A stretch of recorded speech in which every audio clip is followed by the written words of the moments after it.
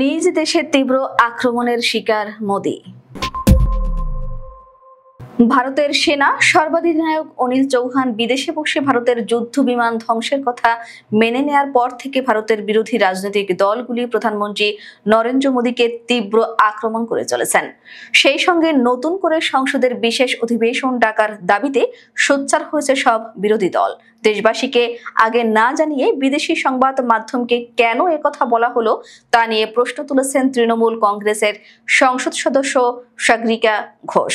ভারত সরকার দেশকে বিভ্রান্ত করছে বলে অভিযোগ তুলেছেন কংগ্রেস সভাপতি মল্লিকার্জুন খাড়গে তীব্র প্রতিক্রিয়া জানিয়ে সমাজ মাধ্যমে এক পোস্টে লিখেছেন, নরেন্দ্র মোদী সরকার দেশকে বিভ্রান্ত করছে, যুদ্ধের কুয়াশা এখন কেটে যাচ্ছে। প্রধানমন্ত্রীর সমালোচনা করে খাড়গে লেখেন, মোদী দেশের সামরিক বাহিনীর শৌর্যকে নিজের কৃতিত্ব নেওয়ার জন্য ব্যবহার করছেন। খাড়গের মতে সেনা সর্বাধিনায়কের ওই সাক্ষাৎকারের পরে বেশ কিছু গুরুত্বপূর্ণ প্রশ্ন উঠে এসেছে।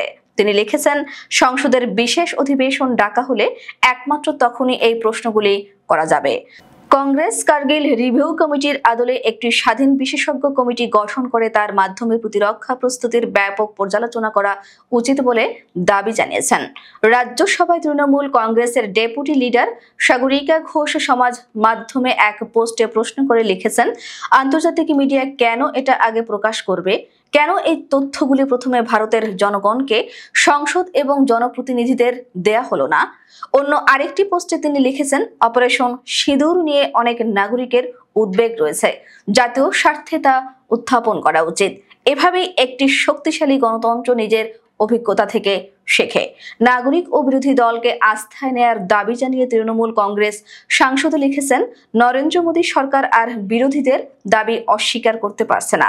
সংসদের বিশেষ অধিবেশন ডাকারও দাবি জানিয়েছেন তিনি। এদিকে কংগ্রেসের সাধারণ সম্পাদক জয়রাম রমেশ বলেন, এটা স্পষ্ট হয়ে গেছে যে প্রধানমন্ত্রী সর্বদলীয় বৈঠকে সভাপতিত্ব করবেন না বা সংসদের ওপর আস্থা দেখাবেন না।